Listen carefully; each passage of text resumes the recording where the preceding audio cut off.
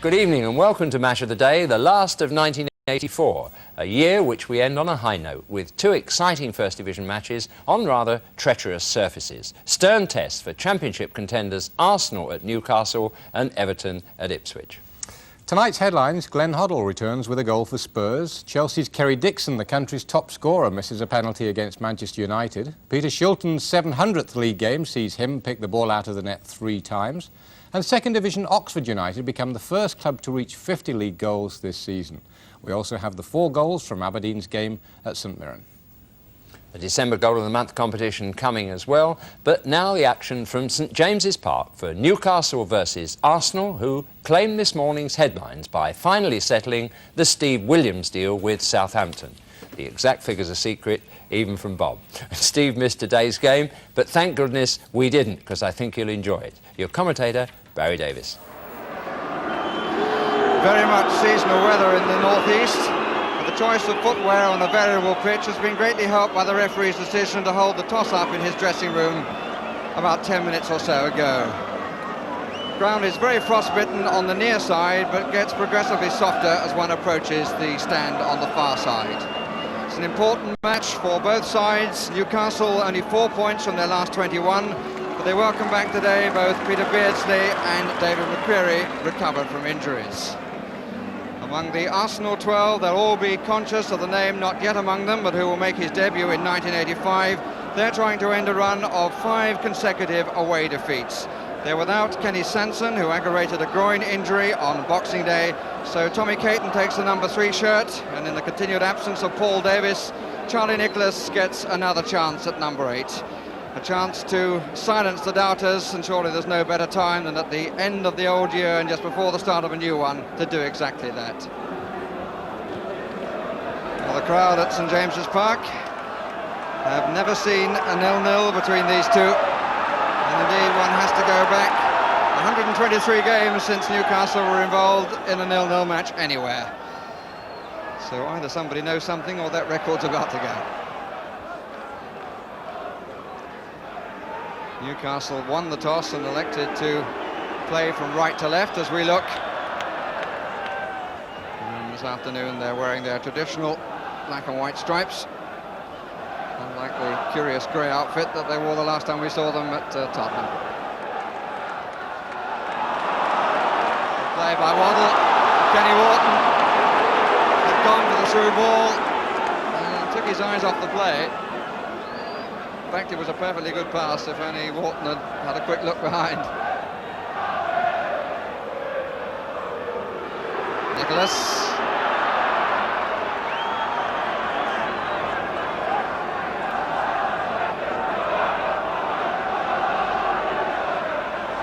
Woodcock, Arsenal's captain for the day.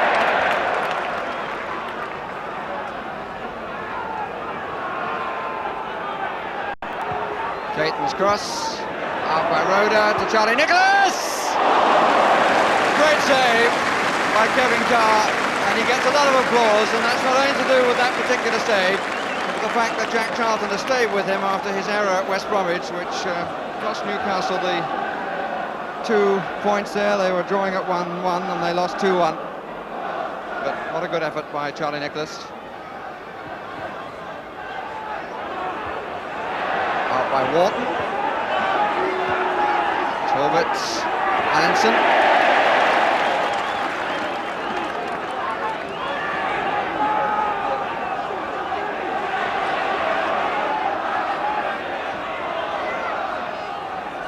Amazingly kept in.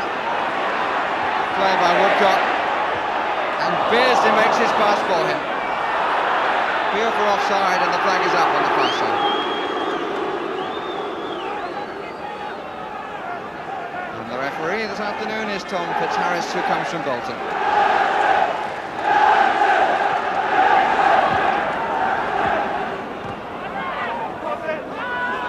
Anderson.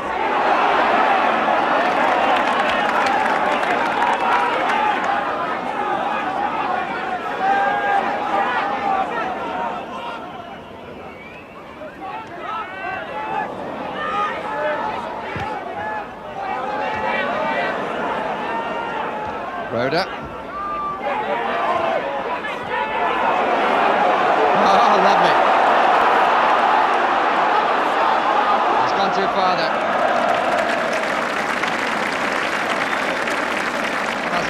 could call that a shuffle. It's actually a movement of the leg that doesn't touch the ball in any way.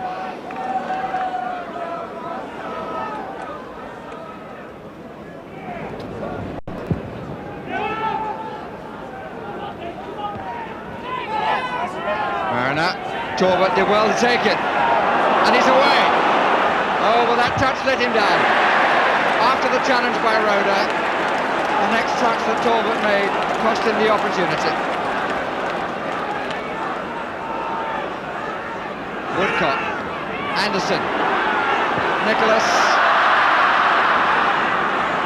He was a little unfortunate maybe, and Anderson, I think, had a little bit of luck. In fact, he was slightly off balance. I'm not sure he quite intended the pass that he made. Hurds. Can't get it right from the back. Oh, Waddle gets in. Goal kick. The referee is dead right. Appeals in the crowd for a penalty, but it was a genuine attempt to get the ball by the goalkeeper, and Waddle fell about half an hour too late. He only fell when he knew he couldn't get to the ball.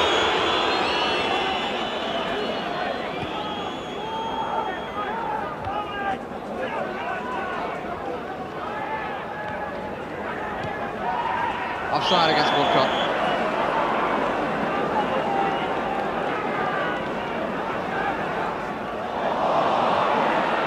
Allinson, Nicholas. McCurry couldn't put the brakes on, and Clark was in the way.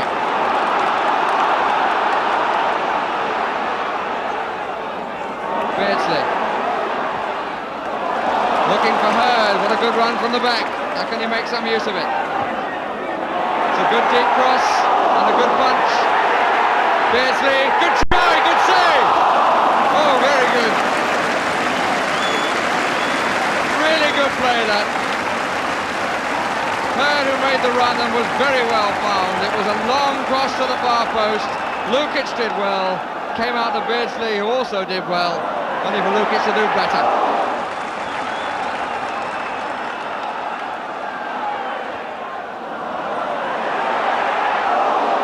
Lukic doing well once more. And here's Beardsley.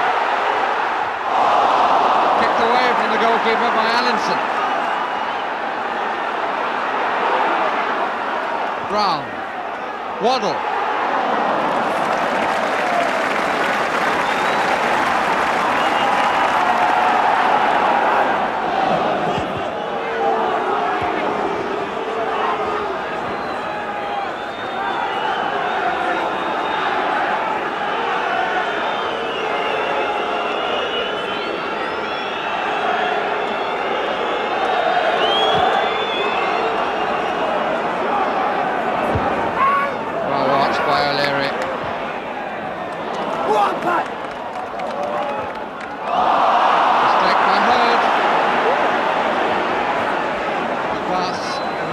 Untrue.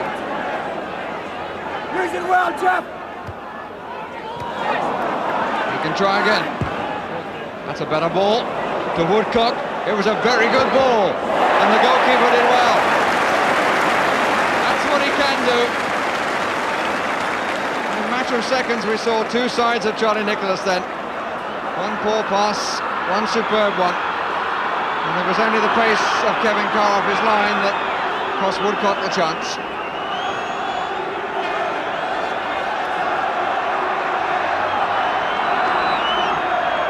It's hanging a bit.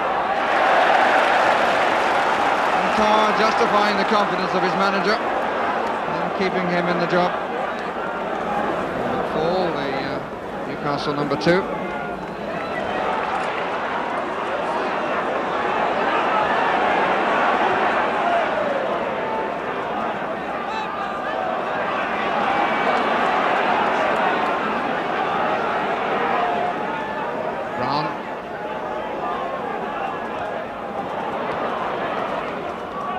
Beardsley waited and was held.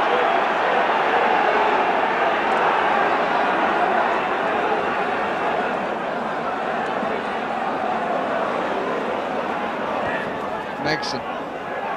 Clark. Robson a little fortunate, I think.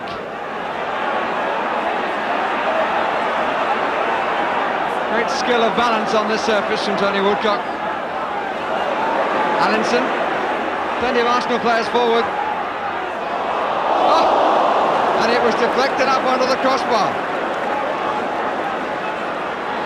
Allinson's teaser, whether intended as a shot or a cross, I'm not sure, but it took the deflection and landed on the crossbar with the goalkeeper and the goal both gaping.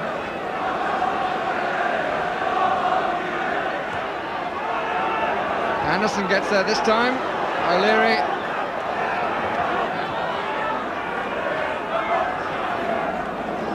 And the crowd trying to keep the toes warm and the circulation moving.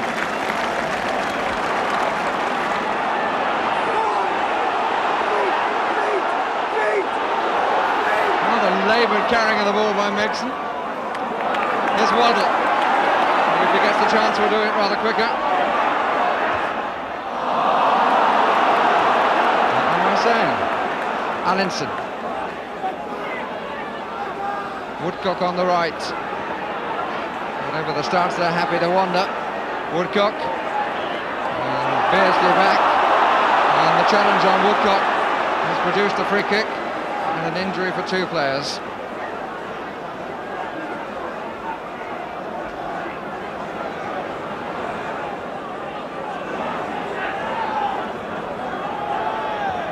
Woodcock and Talbot. Woodcock in fact standing back for Talbot. Who had a lot of success earlier, but Nicholas takes it and scores! A minute from half-time and Charlie Nicholas steals forward to get it past the wall and past Kevin Carr. So Charlie Nicholas, whose last goal was a penalty which beat Everton back in early October, breaks the deadlock and gives the 4th place side the lead over the 16th place side. And the journey up from London for those supporters at the moment justified.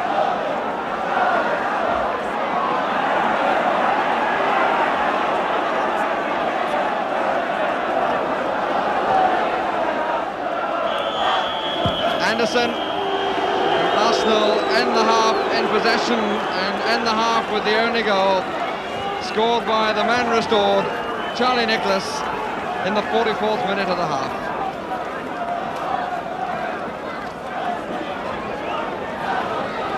Newcastle bring on their substitute, Ian Baird, at the start of the second half, replacing David McCreary, who has bruised ribs. Newcastle now attacking the goal to our right.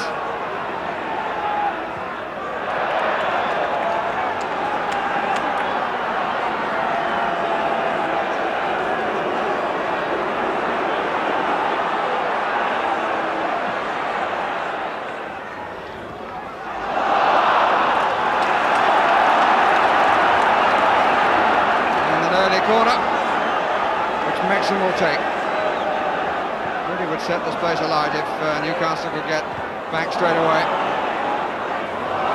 And here's Brian Talbot. I'm sure that Newcastle were conscious of Brian Talbot. They were certainly conscious of that break, which really Woodcock didn't make the most of. And Talbot's position at the free kick certainly drew the attention of Newcastle defenders for the goal. Waddle.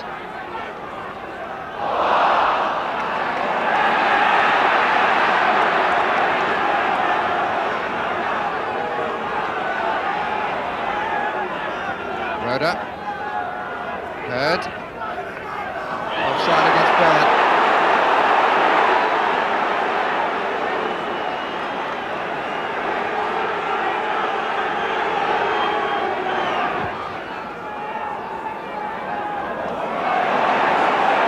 Clark let it go, nod from Mariner. Nicholas hit the post, and I think it's been turned in by the man coming back on the line, who was Glenn Roeder.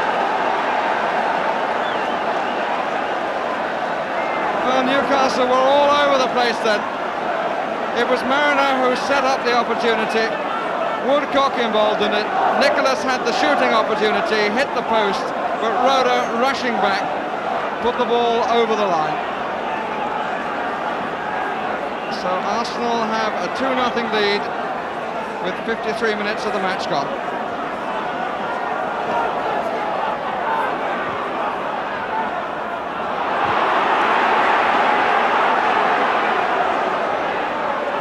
Woodcock, Nicholas.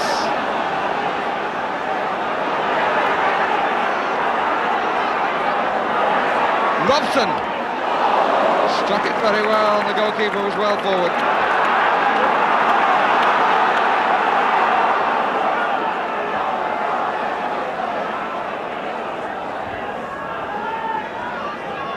Mariner. That's a great little ball from Mariner. Nicholas on his own, and he's given it away. Free kick given against Carr for the trip. Really, that should have been 3 for Arsenal and 2 for Nicholas.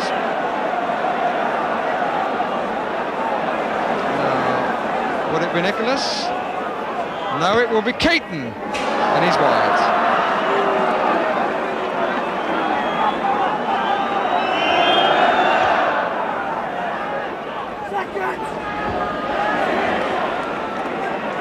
Corbett, Nicholas, Brown's put in. Baird. Free kick against Keaton.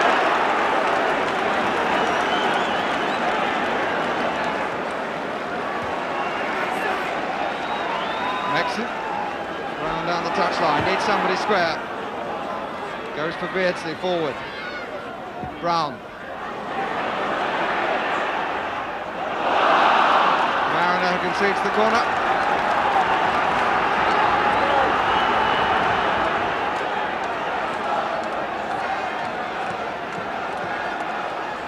Has Jeff Clark behind him. Brown on the near post again, but Arsenal have covered that area well. Waddle, Rhoda. Allinson back by Brown. And a penalty has been given. A penalty for holding down, I think.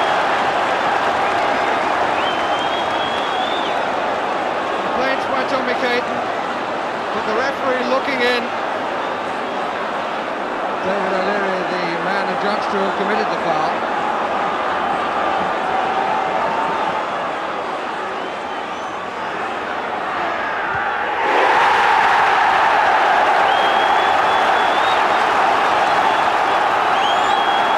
Standing ovation for the conversion of the penalty. Newcastle back in business. 64 minutes. Newcastle United 1, Arsenal 2.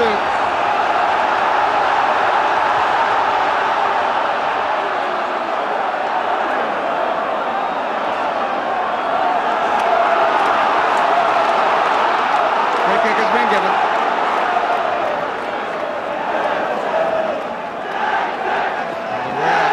Respite, and Arsenal take their time. Corbett with the kick. Wharton invite his colleagues to chase that.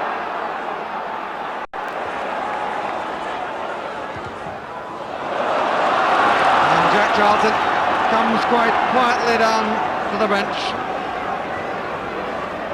And Baird to Waddle. Baird once more. Mexon waiting in the middle, so is Waddle. Mexon on the near post, away by Allinson.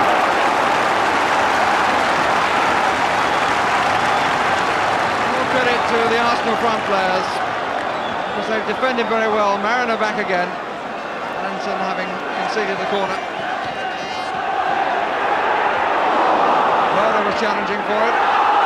Brown. Cluster of players. Clark tried to find an angle and couldn't. Majority of a crowd of just under 27,500 willing Newcastle to save the day.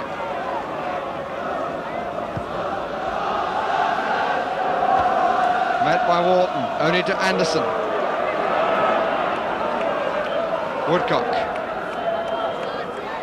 Nicholas. Scored one, made the other. Mariner, who was holding home. Referee called it evens. Wisdom of Solomon.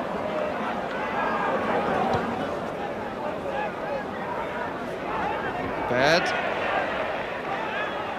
Talbot. Play on, says the referee. It's a useful ball by Baird to Waddle. Two men preventing him coming inside, goes outside to Brown. That's a good cross! David O'Leary, the man who got it away with an amazing header under great pressure.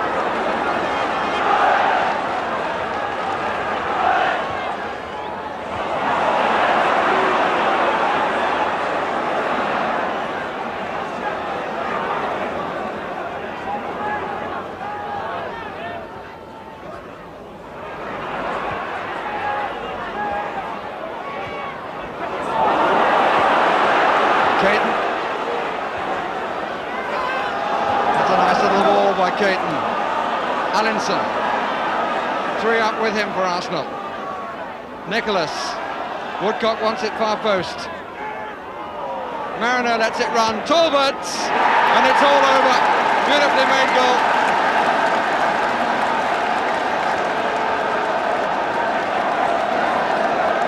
Brian Talbot makes it 3-1, and many of the crowd around me get up and make for their home far sides. Well constructed goal. The ball delivered well by Charlie Nicholas, and Talbot very calmly ends the contest with, in fact, 3 minutes left, but there is no way back for Newcastle now. Previously they've only lowered their colours here on their own ground to the city of Liverpool. Liverpool beat them by 2 goals to nothing and Everton by 3-2. To Arsenal this afternoon.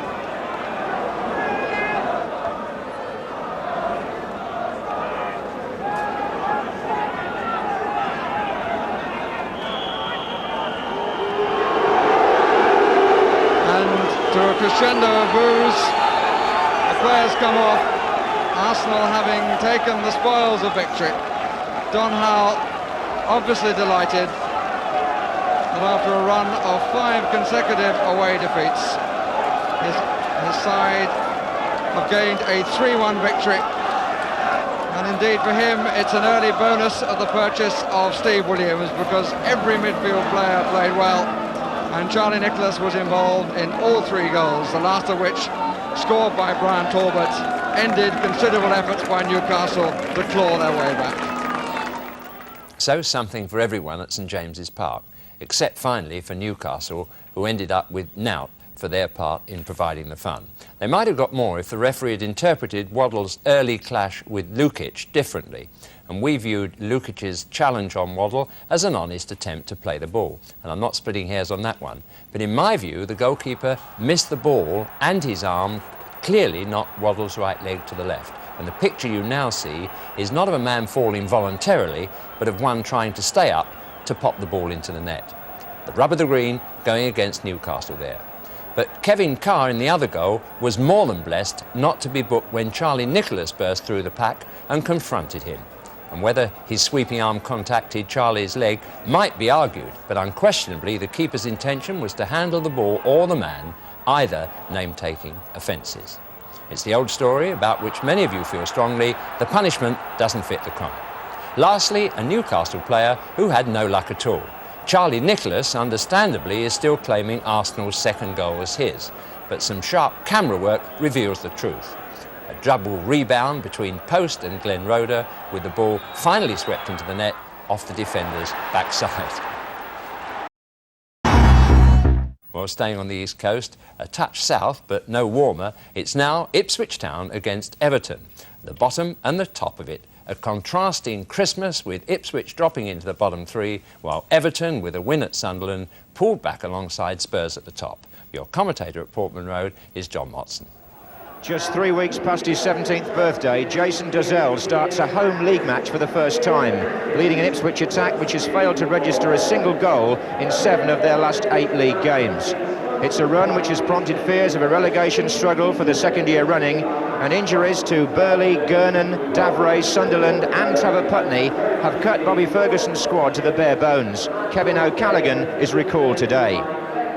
Well, exactly a year ago, Everton were booed off by their own fans, but in 1984, they have played 65 competitive matches and lost just 11. Gary Stevens is still unfit, but Pat van den Houw returns after suspension, while in attack, an ankle injury to Andy Gray means that Terry Curran starts his first league match since August. He's in his favourite central striking role, where he scored many goals in his Sheffield Wednesday days. Referee Danny Vickers of Ilford made 2 long and thorough inspections of this pitch before deciding at about 1:30 that the game could go ahead. And Ipswich playing from left to right in the first half, and Everton have got to defend the tricky goal mouth. It's very hard at the right-hand end.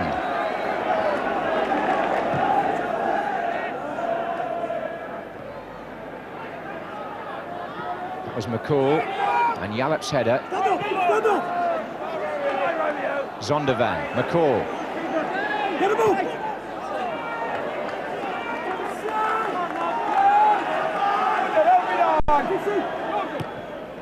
Helped on by Bracewell. Osman with the header clear. Sheedy. Osman again.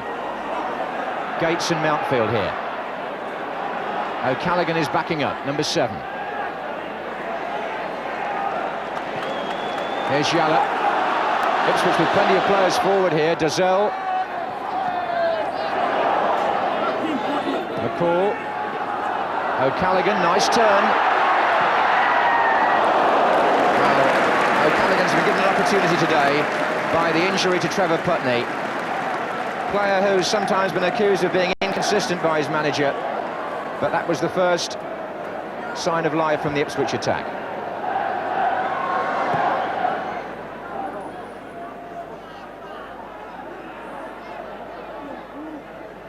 Peter Reid for Everton. Driving forward for Sharp. And then van den Houw. And Curran, oh, and a mistake, and Bracewell. Good save by Cooper. Curran, and away by Osman. Ipswich at 6s and 7s there, but Paul Cooper came to their rescue with a good save from Paul Bracewell.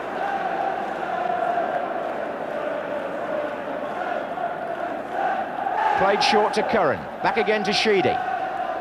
And Mountfield's in there, oh dear me. He absolutely missed that, Cooper, and Frank Yallop was on hand to clear. And Sharp's in there with the header, and Cooper's going to come again. Well, his goal bearing something of a charmed life, because Everton must feel now that on chances made, they should be in front. Bracewell, who was foiled by the goalkeeper.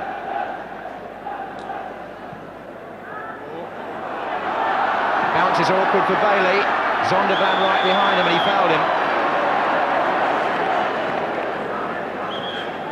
Everton will be pleased if they can get through this half without conceding, because that was regarded as the trickiest end to defend, the trickier end, and so far Ipswich have made very few chances.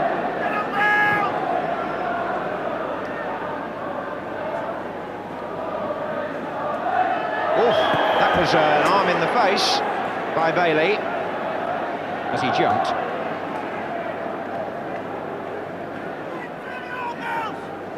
So to a murky background, Frank Yallop prepares to take the free kick for Ipswich.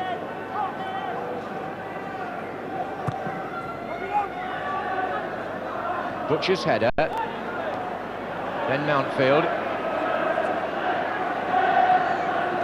This is Yallop. McCall. And still McCall. And now Zondervan.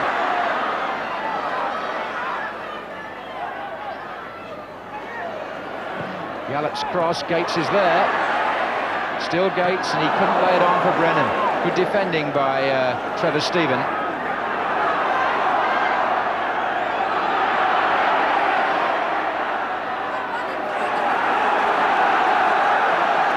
Crowd getting behind Ipswich, knowing how much a goal would do for their confidence. This is Gates. It's a good turn, but a poor shot.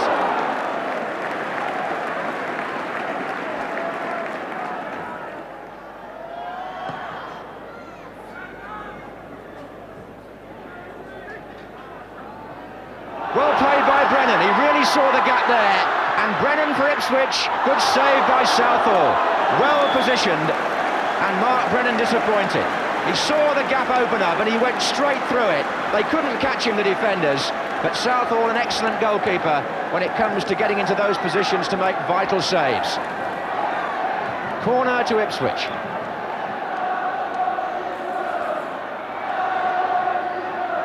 And Butcher's there. And Stephen with the clearance. There was an appeal for handball. Half-hearted one anyway. O'Callaghan.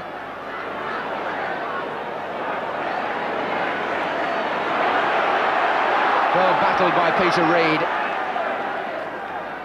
And a good ball too by Vanden Hauwe down the line there. And very competitive in the midfield as Ipswich sort it out. Here's Cranson. Dazelle going up with Mountfield. McCall. Dazelle still in there. And again the goalkeeper taking over with some authority.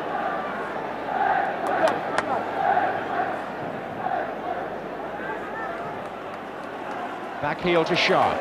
Can go to Bailey here. So a lively first half, but the Ipswich goal drought continues. They haven't found a way through, and indeed Everton early on made two very presentable scoring chances themselves. So at half-time at Portman Road, the score is 0-0. Well, Everton, who start the second half, began this match the highest scorers in the First Division with 45. And they also began it with the best away record in the Championship, having won 6, drawn 1 and lost 3 of their 10 games on opposing grounds. What a transformation Howard Kendall and Colin Harvey and Mick Heaton and the players effected during 1984 at Goodison Park. Sheedy, well played by him. Still Sheedy, chip right across, and Graham Sharp coming in, and Everton take the lead. Graham Sharp, the scorer, after an hour, well made by Kevin Sheedy. So for Sharp, his 18th goal of the season and his 17th in the last 23 matches that he's played. A really good strike rate, but Sheedy there, known as a left-footed player, made it on the right-hand side of the penalty area with a good little run and cross, and Sharp coming in, finished it off effectively. So Everton, the side pressing for the Championship, take the lead against the team who before this match were firmly in the bottom three. Peter Reid.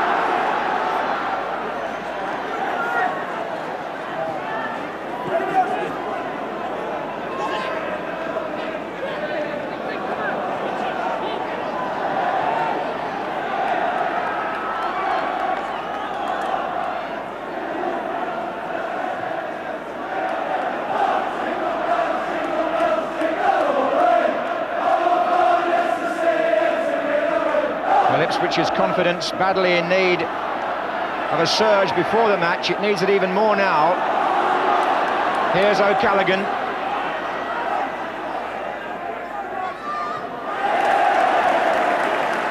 It was a really well-made goal by Everton. Quick thinking in and around the penalty area. Nice little run and cross by Sheedy, and Sharp applying the header.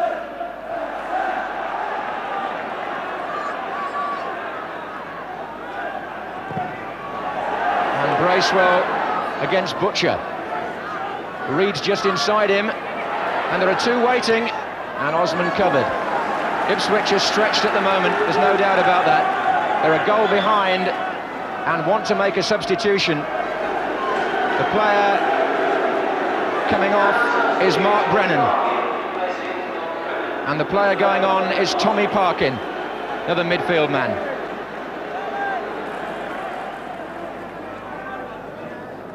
This is Curran.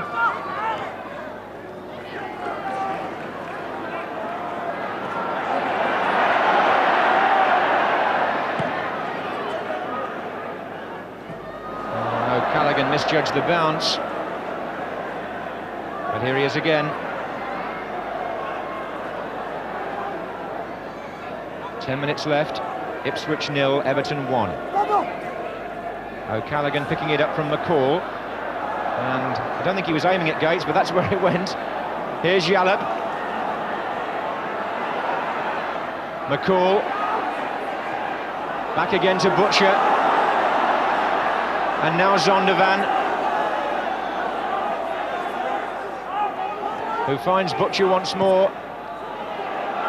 And Dozzell is there. Oh, that's a great chance missed by Kevin O'Callaghan. Maybe the best Ipswich chance of the whole afternoon. The ball was carefully worked wide, and when the cross came in, Jason Dozzell got a good header down, and Kevin O'Callaghan had lots of time, but put the shot wide.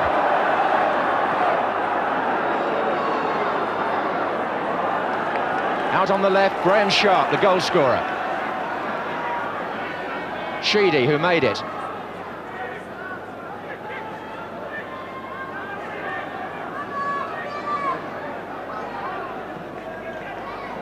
Zondervan cuts it out. Now, Ipswich have got support here, and a good strong tackle by Derek Mountfield.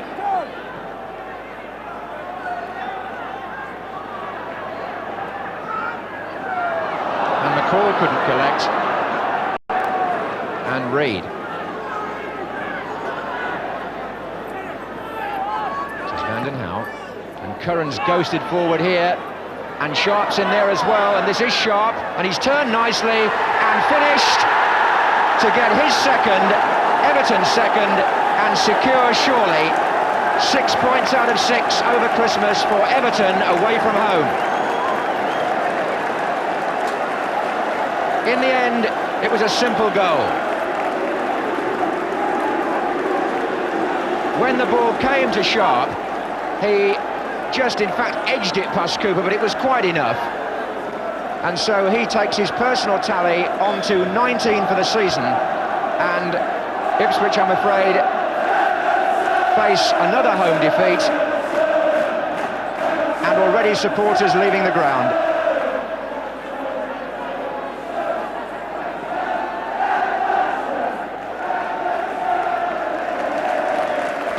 Well, his finishing this season, Graham Sharp, has been of a very high order for a player who at one time, not so very long ago, was questioned in that very area.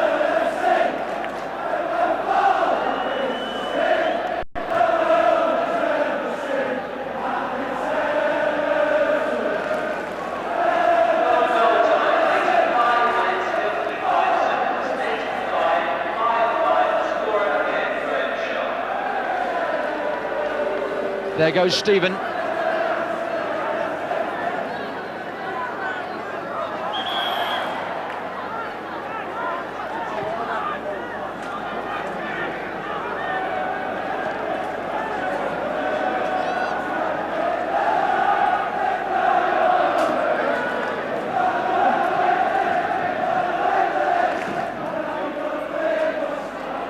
Well, Everton have done their championship hopes a power of good these last few days, it would seem.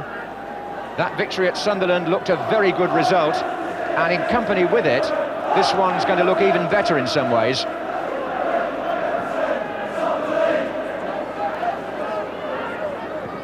In by Yallop. Cranston got a touch to it. Dozzell trying to get round Sharp. And a corner to Ipswich. Dozzell and Butcher waiting. And Dozzell gets a touch.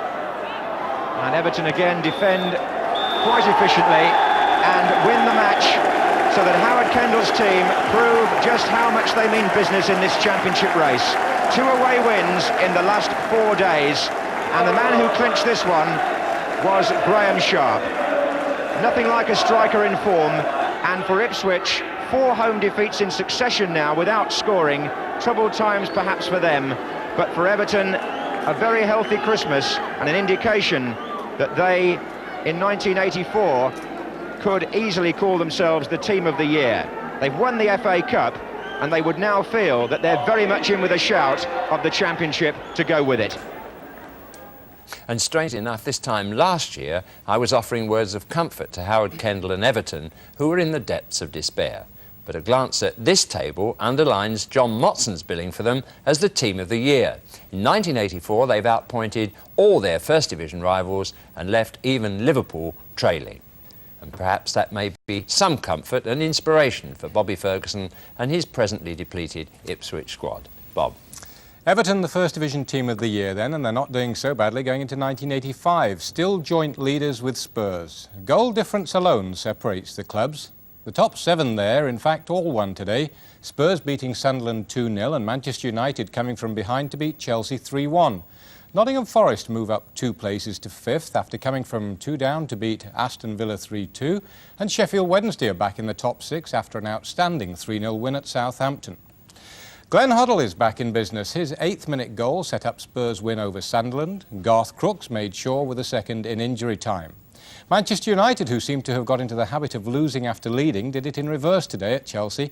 They went behind to a Gordon Davis goal after 5 minutes, but 20 minutes later were 2-1 up through Hughes and Moses. Frank Stapleton got a third, and United knew it was their day when 23-goal Kerry Dixon, the country's top scorer, missed a penalty. Nottingham Forest's comeback win was even more impressive. They were 2-1 down at home to Villa with 7 minutes left. Then Dutchman Johnny Method equalised, and 3 minutes later Peter Davenport scored the winner, his 2nd goal of the game. That was with a penalty. Sheffield Wednesday's surprise 3-0 victory at Southampton wasn't the best way for England keeper Peter Shilton to celebrate his 700th league game, although Shilton evidently had a blinder. Lee Chapman scored the first 2 for Wednesday. In Division 2, leaders Blackburn lost at home for the first time this season, beaten 3-1 by Huddersfield.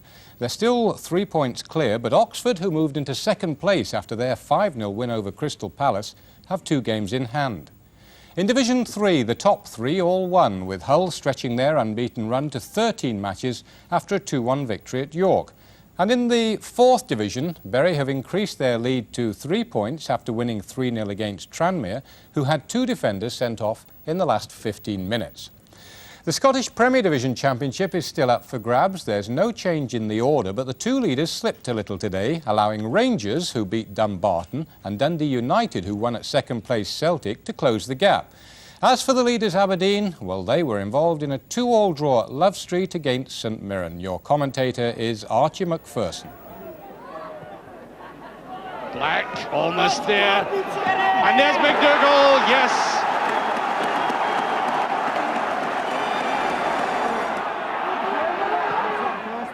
That's a better looking ball. And it's a goal, it's the equaliser. Gallagher. All of a sudden, St Mirren back into it. What an intelligent throw-out.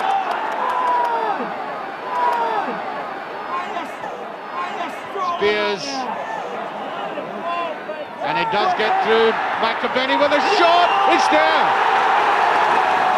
2-1.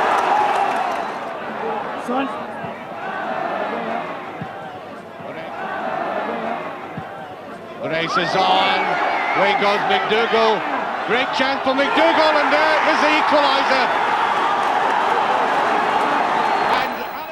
Well, now for the December Goal of the Month competition. I'll remind you how to enter in a moment, but first a look at the goals, starting with goal A scored by Ian Allinson for Arsenal against Luton Town. And he's taken the throw quickly to Allinson. Oh, good effort, and it's there!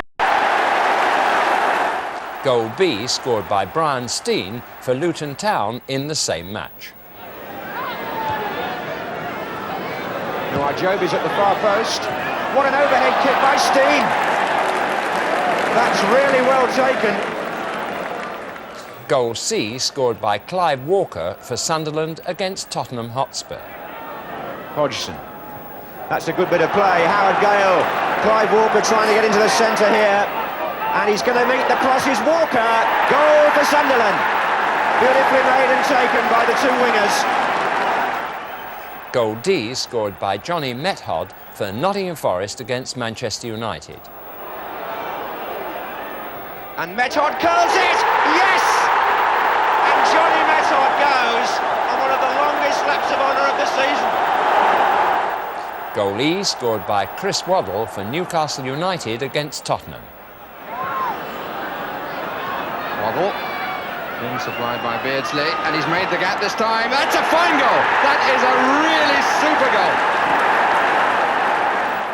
Goal F scored by Peter Packalt for Rapid Vienna against Celtic. Frank McGarvey, great turn! Oh, and Aitken hit the post! And Brucic away! And suddenly here's the break from Packalt!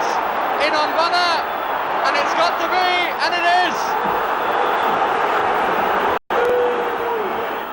Goal G scored by Charlie Nicholas for Arsenal against Newcastle United today. Woodcock and Talbot. Woodcock, in fact, standing back for Talbot. Had a lot of success earlier, but Nicholas takes it and scores! Here's a check on those goals. Goal A, Ian Allinson. B, Brian Steen. C, Clive Walker. D, Johnny Method. E, Chris Waddle. F, Peter Packalt. G, Charlie Nicholas. And here's how to enter. You put your name and address on the left-hand side of a postcard, please, and your goal selections in 1, 2, 3 order on the right-hand side. And you address the postcard to Goal of the Month, BBC Television, London, W12 8QT. That's Goal of the Month, BBC Television, London, W12 8QT. And the sender of the first correct entry drawn from our postbag to coincide with the choice of our panel will receive £100 worth of premium bonds. Well, that's all for tonight and for 1984 from the Match of the Day team. And we send our best wishes to you for the coming year. We begin it with Match of the Day live next Friday evening at Ellen Road as Everton begin their defence of the FA Cup against Leeds United. Join us there at 7:05. And by that time you'll have made your New Year resolutions, I trust, most of them concerning your favourite team. And that's just what Arsenal's manager Don Howe did this afternoon, but with a thought for the health of the game as well. Good night to you. You've got to think about spectators, haven't you? You've got to think what they want. They want to see goals. They don't want to see the same team get away 10 points, 15 points ahead, and then it's all over by Christmas. They like it to be the way it is. That means that I think there's been about 5 leaders of the First Division this year. Smashing. I hope there's another 5 in the second half of the season, and I hope we're one of them.